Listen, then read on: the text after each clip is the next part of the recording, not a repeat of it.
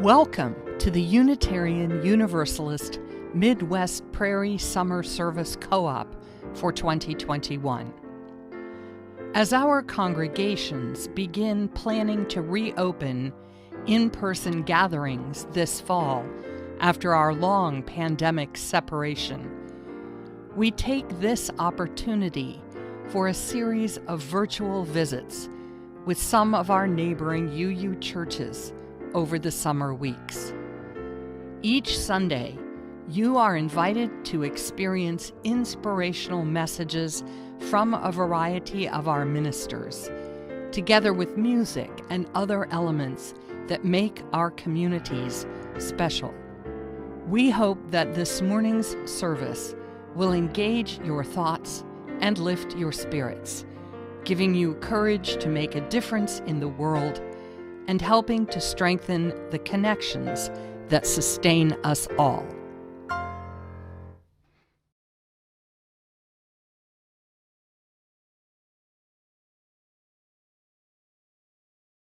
Good morning. I'm the Reverend Jill Jarvis, speaking to you from Kansas City, Missouri, and I'm delighted to welcome you today to this 8th service in our Summer of Cooperative Virtual Worship. I'm joined today by my colleague, the Reverend Diane Miller in Salina, Kansas. We're both retired Unitarian Universalist ministers and honored to be part of this collaborative effort to bring a diverse, meaningful worship experience to our participating congregations and guests. Speaking of guests, we welcome all of our virtual visitors today. Whoever you are, whomever you love, whatever the faith of your heritage, we hope here you might find comfort, connection, and maybe even a little challenge. To all of you, we're glad you're here.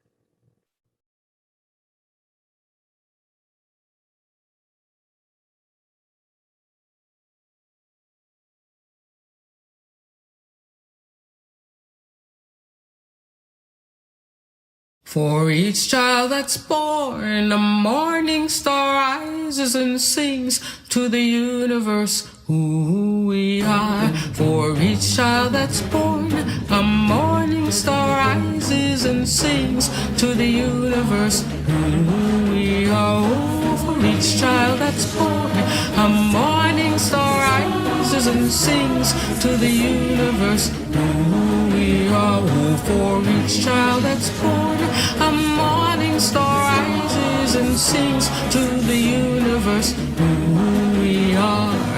We are our grandmother's prayers, and we are our grandfather's dreamings, and we are the breath of our ancestors. We are the Spirit of God. We are mothers of courage, fathers of time, daughters of dust, and the sons of great visions. We're sisters of mercy, brothers of love, lovers of life, and the builders of nations. We're seekers of truth, keepers of faith, makers of peace, and the wisdom of ages. We are our grandmother's prayers. We are our grandfather's dreamings, and we are the breath of our ancestors. We are the Spirit of God. We are mothers of courage, fathers of time, daughters of dust, and the sons of great visions. We're sisters of mercy, brothers of love, lovers of life, and the builders of nations. We're seekers of truth and keepers of faith. We are makers of peace and the wisdom of ages. We are our grandmother's prayers. We are our grandfather's dreamings, and we are the breath of our ancestors. We are the Spirit of God. We are our grandmother's Father's prayers, and we are our grandfather's dreamings. We are the breath of our ancestors. We are the Spirit of God.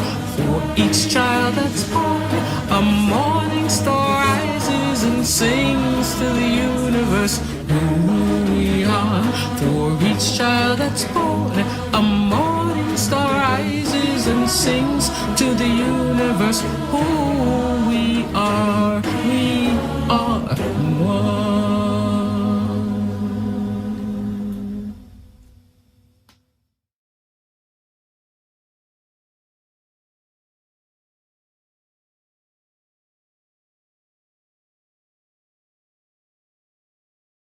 Life comes for us in 1,000 different ways, undoes plans and upends traditions, knocks down the doors of our defense.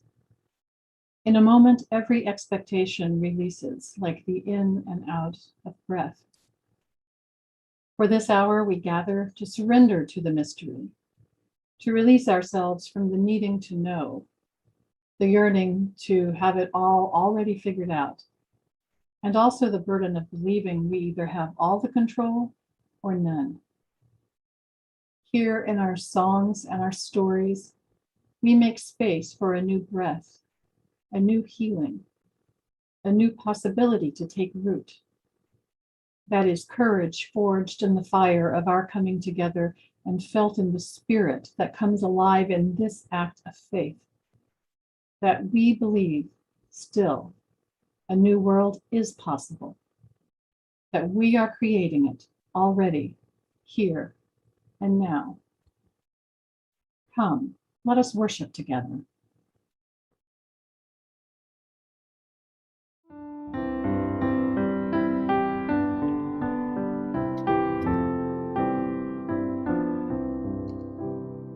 We are gathered in the Spirit, our bodies are apart, filled with joy and touched with wonder, separate hands but mingled hearts, giving thanks and singing praises for the love that calls us on from our many different places. We are gathered into one.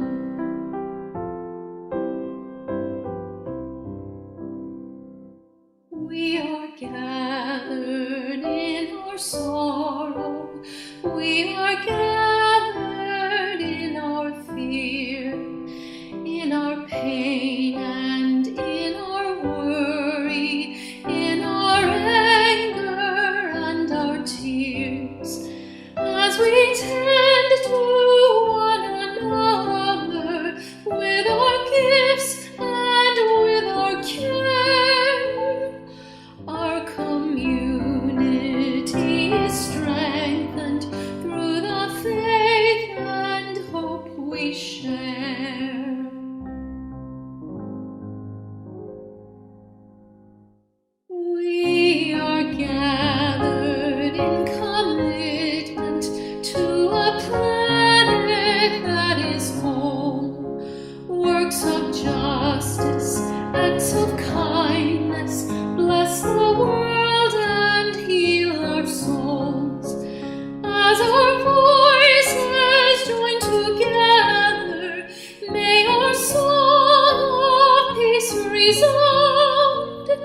May we offer in abundance all the grace that we have found.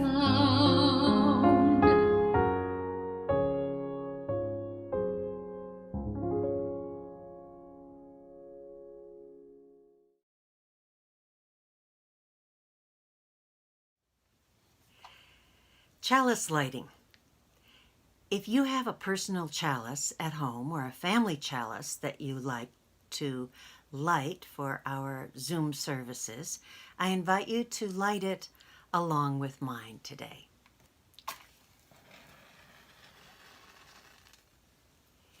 Today I light a chalice for the first time with my left hand, It's a bit awkward because I'm not a lefty, I'm a righty. But like it or not, my right hand is in a sling and immobilized, so I'm using the one that's available, my left, also broken but available. So many things during the pandemic are awkward and unfamiliar. We are forced to learn new ways of doing things. So much is broken and in need of mending and healing. So much is in need of patience and rebuilding. So much we need to recreate in new ways of being together as congregations. May the kindling of this chalice light the ways forward that we will discover.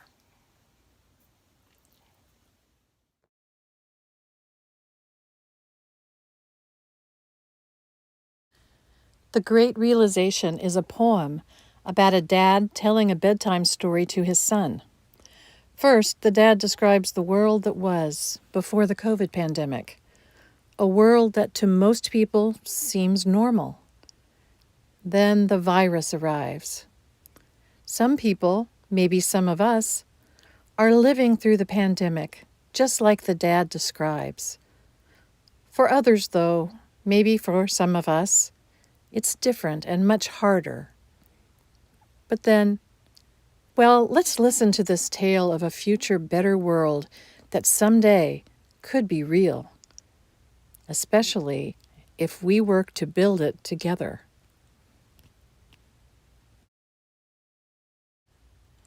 Tell me the one about the virus again, then I'll go to bed.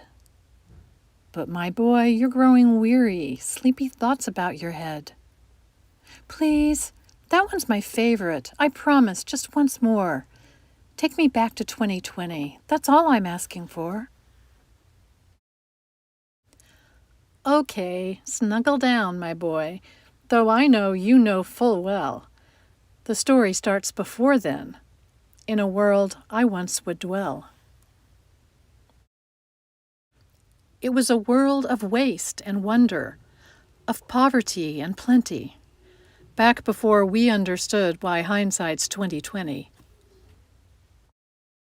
You see, the people came up with companies to trade across all lands, but they swelled and got much bigger than we ever could have planned. We'd always had our wants, but now it got so quick, you could have anything you dreamed of in a day, and with a click. We noticed families had stopped talking. That's not to say they never spoke. But the meaning must have melted, and the work-life balance broke. And the children's eyes grew squarer, and every toddler had a phone. They filtered out the imperfections, but amidst the noise, they felt alone. Every day the skies grew thicker, till you couldn't see the stars. So we flew in planes to find them, while down below we filled our cars. We'd drive around all day in circles. We'd forgotten how to run. We swapped the grass for tarmac, shrunk the parks till there were none. We filled the sea with plastic, 'cause our waste was never capped, until each day when you went fishing, you'd pull them out, already wrapped. And while we drank and smoked and gambled, our leaders taught us why it's best to not upset the lobbies, more convenient to die. But then in 2020, a new virus came our way. The governments reacted, told us all to hide away. But while we all were hidden, amidst the fear and all the while, we dusted off our instincts. We remembered how to smile. We started clapping to say thank you and calling up our moms. And while the car keys gathered dust, we'd look forward to our runs. And with the skies less full of voyagers, the earth began to breathe. And the beaches bore new wildlife that scuttled off into the seas. Some people started dancing. Some were singing. Some were baking. We'd grown so used to bad news, but there was good news in the making. Old habits became extinct, and they made way for the new. And every simple act of kindness was now given its due. And so when we found the cure and were allowed to go outside, we all preferred the world we found to the one we'd left behind. But why did it take a virus to bring the people back together? Well, sometimes you get sick, my boy, before you start feeling better. So lie down now and dream of tomorrow and all the things that we can do. And who knows, if you dream hard enough, maybe some of them will come true. We now call it the Great Realization. And yes, since then there have been many. But that's the story of how it started. And why hindsight's 2020.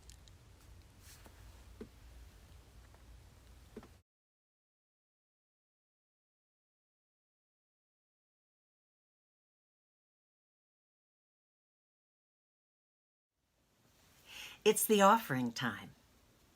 Generosity is good.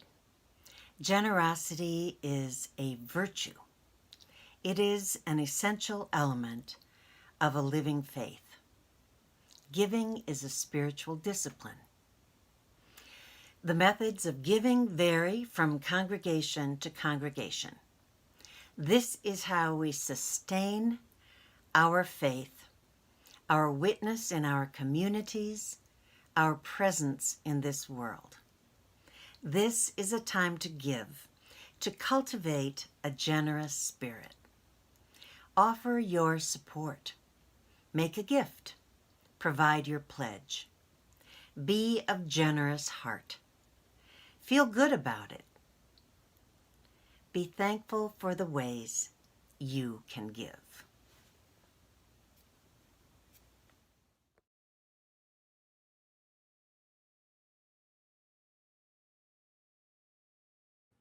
We are building a new way. We are building a new way. We are building a new way, feeling stronger every day. We are building a new way. We can feed on every need. Every need.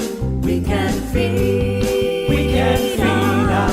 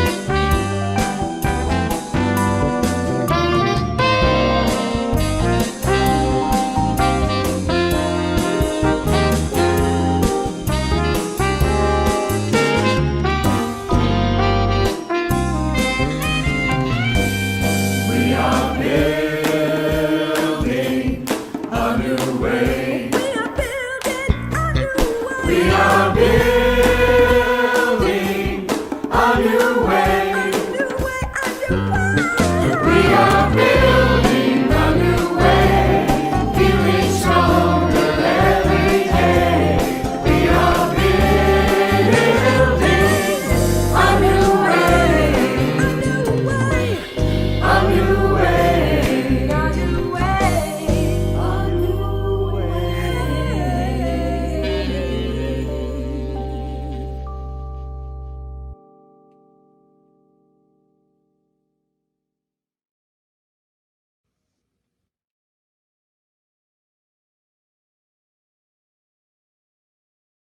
About a month ago, I received an email from a French friend of mine. She'd attached an article from the latest issue of the popular magazine. It described surprising changes to a deeply ingrained and cherished French custom dating back to Roman times, a custom known as la bise. That's the common peck on both cheeks or into the adjoining air, exchanged in greeting. An automatic and almost obligatory gesture between family, friends, sometimes friends of friends, and work colleagues, or in any social situation where everyone is greeting people that way. Of course, many foreigners in France are annoyed by the ubiquity of the bise, la bise. I have often wondered about the issue of consent. But this century-old tradition may be changing because of COVID. Not just temporarily suspended, but truly changing. A rough translation of the article in question tells us this. Whenever she sees her close friends, Aude doesn't think twice about it. She delivers 2 pecks on their cheeks. The question, she says, is whether to do la bise with someone when you don't feel like it. It's great now because we're able to hide behind the COVID guidelines, being able to choose. Others, like Frank, see it as a means for people to reconnect with their friends and family after a long period of distancing. He says, once vaccinated, you're a little less careful about the safety measures. You give yourself permission, but now only with people close to you. Pauline works as a marketing director. Among her colleagues, they've adopted new habits.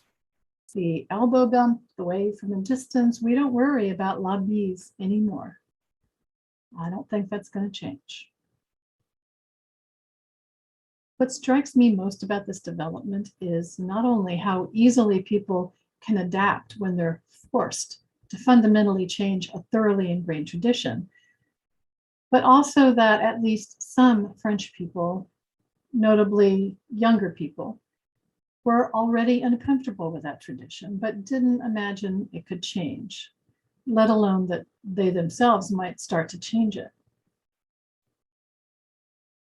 Maybe you can see an analogy to what our congregations have experienced in the last year and a half. Forced into new realities we never could have imagined in our wildest dreams. Finding the capabilities, individually and collaboratively, to accomplish things we frankly wouldn't have imagined, because some of those new ways of being we wouldn't have even wanted. All virtual worship, annual meetings, General Assembly, Zoom choirs, drive-by flower communion.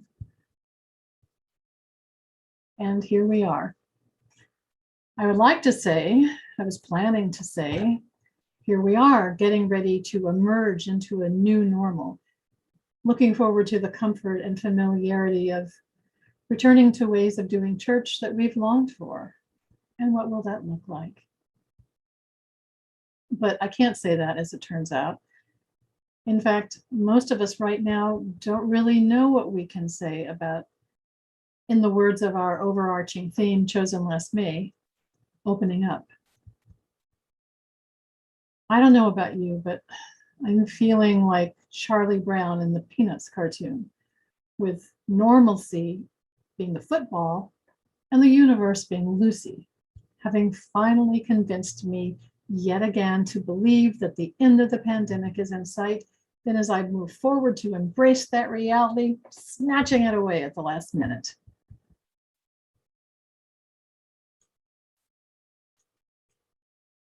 But like Charlie Brown, I'm willing to trust again in faith that the universe is ultimately more accommodating than Lucy. I truly believe that one of these days we will be safely together again in physical space, that it will probably look different than what we remembered and we're hoping to recreate. But I don't know what that new way of doing church will look like. Living into our missions and answering our calls. None of us knows that. I suspect that when we finally do get to the point where it feels safe to physically gather in community, whether next month or next year, we're going to viscerally rejoice in being able to look into each other's actual eyes, not an image on a screen. Someday being able to join our voices in song and move our bodies as we're able in creating meaningful rituals, just settling into the comfort and security of beloved religious home. That is as it should be. We're called as Unitarian Universalists to provide comfort in times of grief, loss, chaos. Church is also a place, physical, virtual, or otherwise, that offers the possibility of transformation for ourselves, for our congregations, for the larger community, and for the world. But let's name the fact that sometimes it feels very hard to attend to both those purposes of beloved community, because they sometimes feel almost mutually exclusive. Transformation requires something hard of us, to be open to vulnerability, struggle, loss of the familiar and cherished. All things we've had more than enough of by now, thank you very much. All things that lead us to crave comfort and security. Yet in the midst of chaos, we have the opportunity to move beyond our comfort zones and venture forth into the unknown, and without a metaphorical map. We mostly like maps. We like to know where we're going and how to get there, what we might encounter or should avoid along the way. The late Anthony de Mello, renowned Indian spiritual teacher and psychotherapist, offers this story about maps in his book, The Song of the Bird. The explorer returned to his people, who were eager to know about the Amazon. But how could he ever put into words the feelings that flooded his heart when he saw exotic flowers and heard the night sounds of the forests? When he sensed the danger of wild beasts or paddled his canoe over treacherous rapids? He said, "Go and find out for yourselves." To guide them, he drew a map of the river. They pounced upon the map. They framed it in their town hall. They made copies of it for themselves. And all who had a copy considered themselves experts on the river. Or did they not know its every bend and turn, how broad it was and how deep, where the rapids were and where the falls? It is said that Buddha obdurately refused to be drawn into talking about God. He was probably familiar with the dangers of drawing maps for armchair explorers. Nigerian author and international lecturer Bayo Okafalafe wrote a book called These Wilds Beyond Our Fences, Letters to My Daughter on Humanity's Search for Home.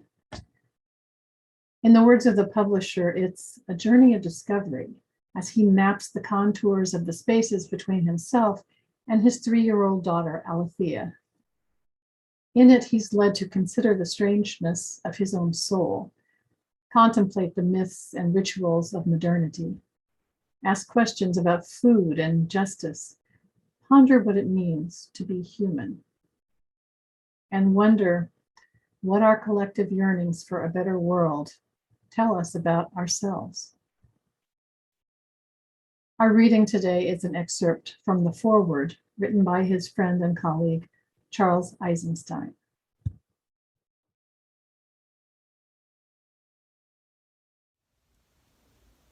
The reading.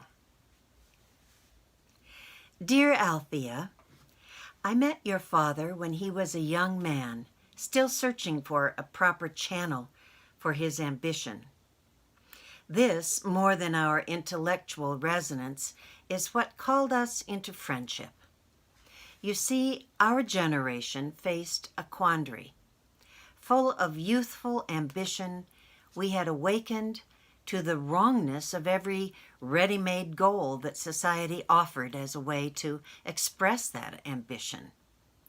First, we rejected the most obvious conventional goals of money and power, seeking outlet instead in academia, NGOs, science, or any other realm we imagined to be untainted. But as our understanding grew, we realized that every institution was part of the same world-dominating, world-destroying complex. There was nowhere for us to go. With nowhere to go, perhaps we could find our own way. Perhaps we could channel our ambition into revolution or into, quote, building the alternatives, unquote. Yet when we tried that, we discovered the same familiar ways of thinking, scaffolding our dissident organizations and our alternative programs. It wasn't just that society offered us the wrong map. It was the whole formula for making and following a map that was wrong. The very recipe for change-making was part of what needed to change. Smart guys in a room coming up with a brilliant idea, a plan, a blueprint, and then convincing the public and especially the elites to enact a change. What does ambition do when it lacks a destination, an aspiration? It turns toward adventure, a foray into the unknown. It would be inaccurate to say that an adventure has no purpose or a wandering no outcome. It's just that the purpose is never, in the end, what we thought it was. On the contrary, it is something that was unknowable, residing as it did in the wilds beyond our fences. There are no beginnings that appear unperturbed, pristine, without hauntings. And there are no endings that are devoid of traces of the new, spontaneous departures from disclosure and simmering events that are yet to happen.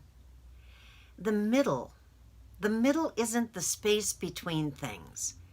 It is the world in its ongoing practices of worlding itself.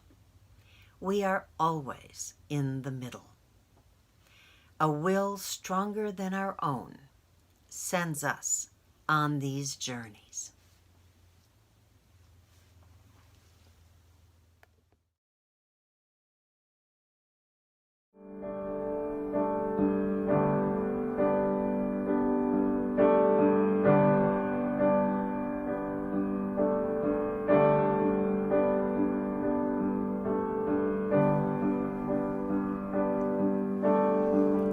We shall be known by the company we keep, by the ones who circle around to tend these fires. We shall be known by the ones who sow and reap the seeds of change alive from deep within the earth. It is time now. It is time now that we thrive. It is time we lead ourselves into the well. It is time now, and what a time to be alive. to lead in love. In this great turning we shall learn to lead in love. We shall be known by the company we keep, by the ones who circle around to pretend these fires. We shall be known by the ones who sow and reap the seeds of change alive from deep within the earth. It is time now. It is time now that we thrive. It is time we lead ourselves into the well. It is time now, and what a time to be alive. In this great turning we shall learn to lead in love. In this great turning we shall learn to lead in love. In this great turning we shall learn to lead in love. In this great turning we shall learn to lead in love.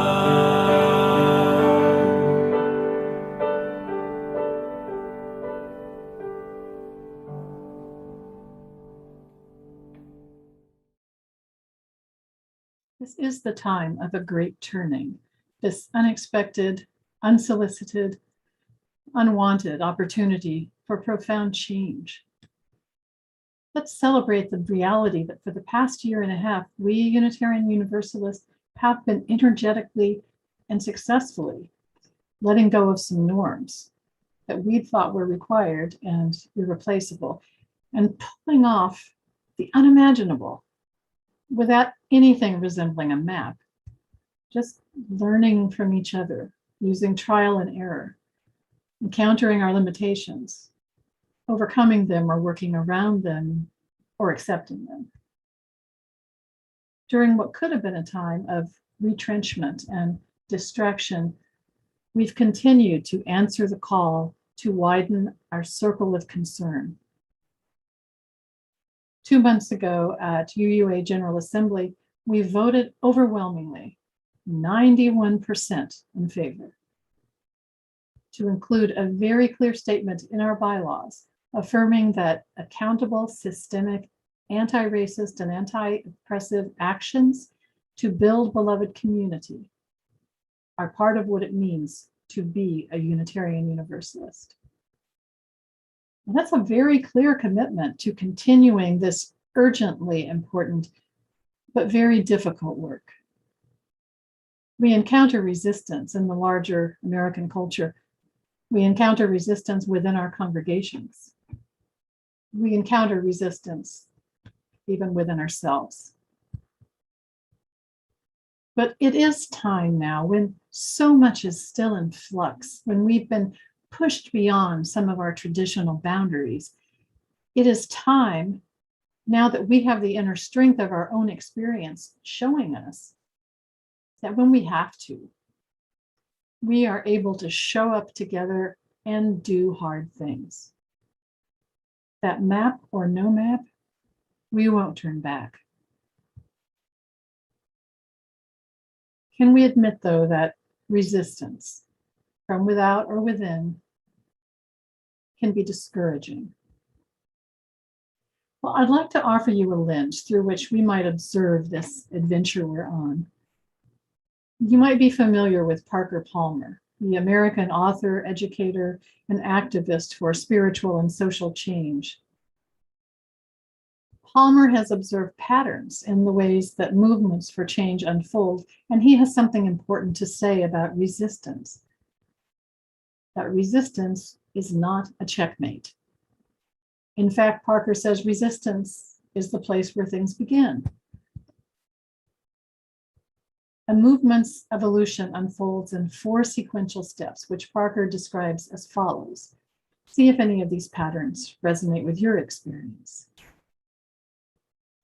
Step 1 is when an individual begins to feel a cognitive dissonance between their own values or experience and the culture of their movement or organization. They might increasingly feel a lack of integrity in being part of that culture. But they believe they're alone in these feelings, so they don't say anything. It feels unsafe to speak their truth. Step 2 is when the individual feels so uncomfortable, they finally do speak up and find they're not alone after all. Indeed, there have been others all along who share the discomfort with the supposedly cherished status quo. It's a little like the French and la bise. Once some of these emerging dissidents discover each other, they begin to share mutual support and encouragement. Eventually, they move on to step 3. Empowered by this new awareness of a supportive dissident community within the larger one, the newly minted activists go public with their convictions. They share their concerns within the wider communal discourse where they can be heard and responded to, where they can educate, be questioned and challenged, where they can raise awareness, where they can have influence. And so the evolving movement arrives at the 4th step. Alternative rewards emerge to sustain the new vision. The activists start to feel empowered by that vision as it becomes established. They find ways to create new, exciting opportunities to build a community that truly reflects their deepest values. And resistance is an inherent part of the evolution of a movement for change every step of the way. Parker reminds us that at any given time, individuals will find themselves at different stages of the emerging movement. Some are continuing to take comfort in the old ways and are trying to avoid dissension and division. Some are finally beginning to acknowledge, even to themselves, their own discomfort with the status quo. Some are just discovering they have allies. Some are actively going public to raise a larger awareness and inviting discussion or even debate. And some are creating ways for diverse individuals to participate in the joys and satisfactions offered by an emerging transformative and liberatory movement. And that 4th step, by the way, that is not the end. The goal is that this new movement circles back to intersect with the culture or the institution from which it emerged. Because movements have to keep moving.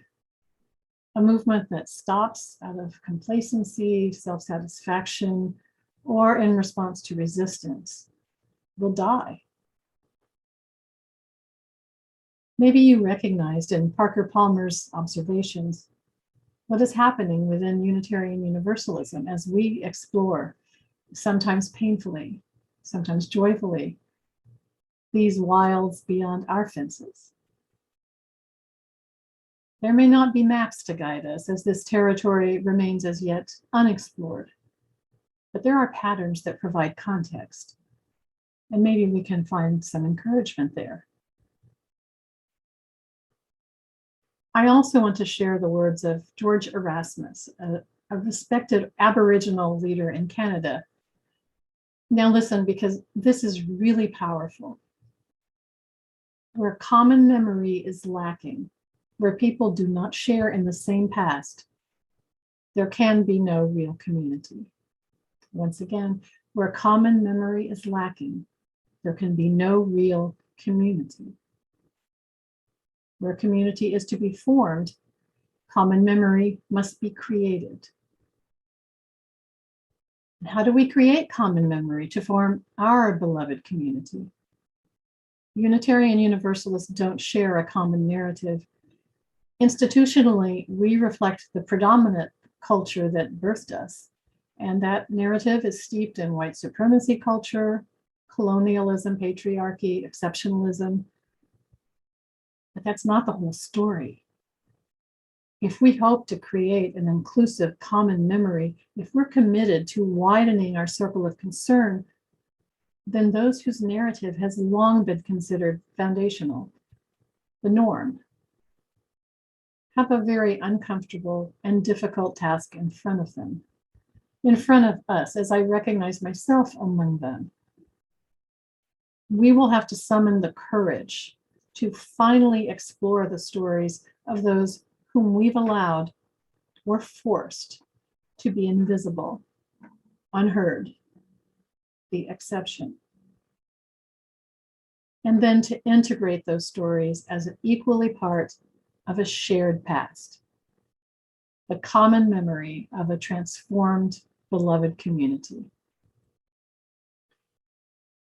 It is new, unexplored territory, and so there are no maps to follow.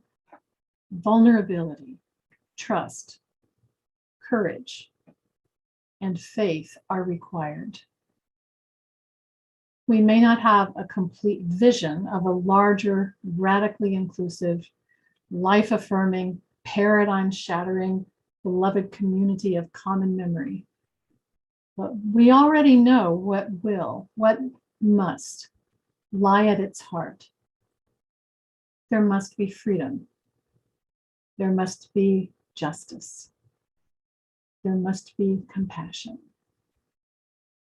And I'm pretty sure there must be singing. Will you join me?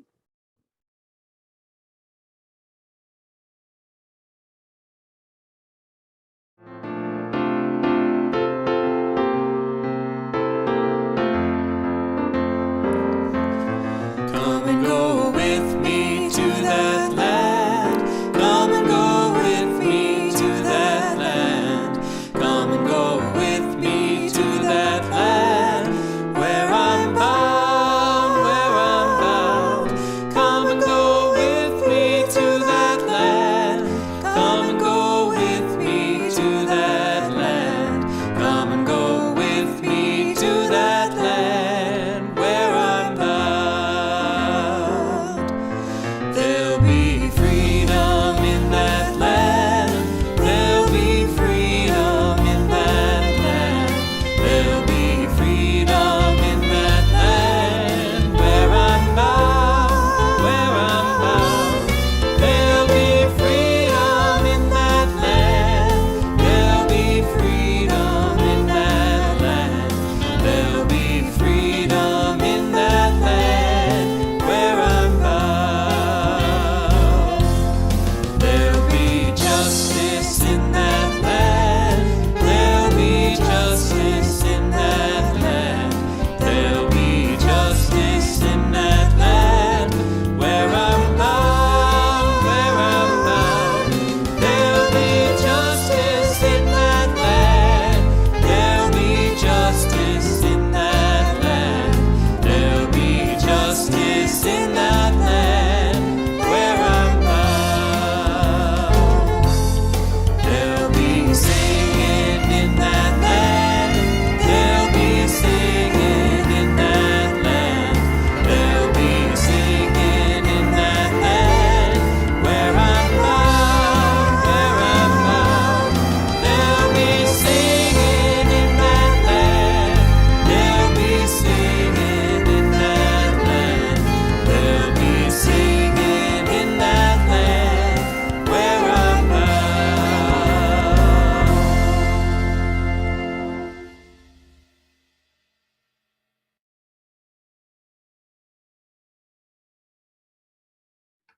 Knowing how quickly the flame of truth may be extinguished, how easily the chalice of kinship broken, let us be vigilant in faith, keep peace in our hearts, and make care for one another the watchword of our lives together. So our light goes out everywhere into the world. May peace be with you.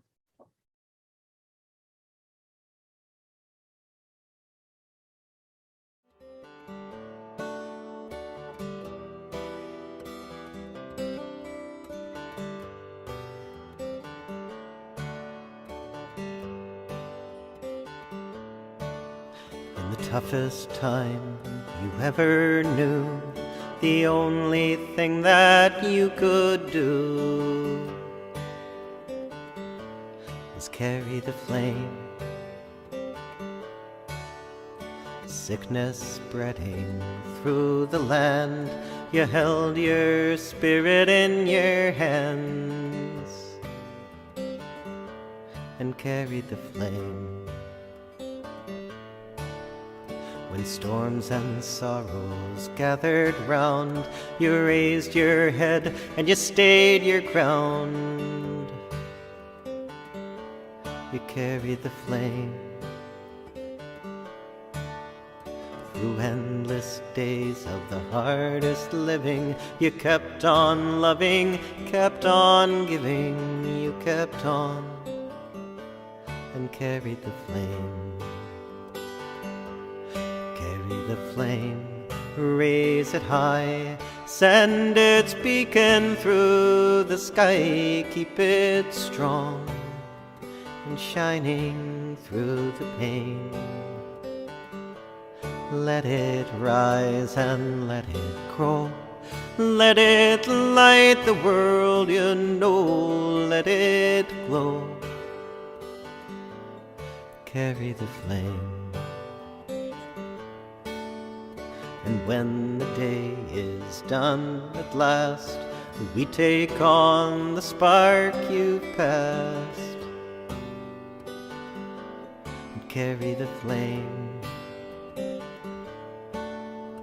From hand to hand we send it on, the kindling hope of a rising dawn. In a song we carry the flame. Carry the flame, raise it high, send its beacon through the sky. Keep it strong and shining through the pain. Let it rise and let it grow. Let it light the world, you know. Let it glow. Carry the flame. We are nurses, doctors, teachers. We are children, parents, preachers, and we all carry the flame. We are scientists and cargo packers, farmers, singers, grocery stackers, young and old. We carry the flame. Carry the flame, raise it high, send its beacon through the sky. Keep it strong and shining through the pain. Let it rise and let it grow. Let it light the world, you know. Let it glow. Carry the flame. Let it glow. Carry the flame.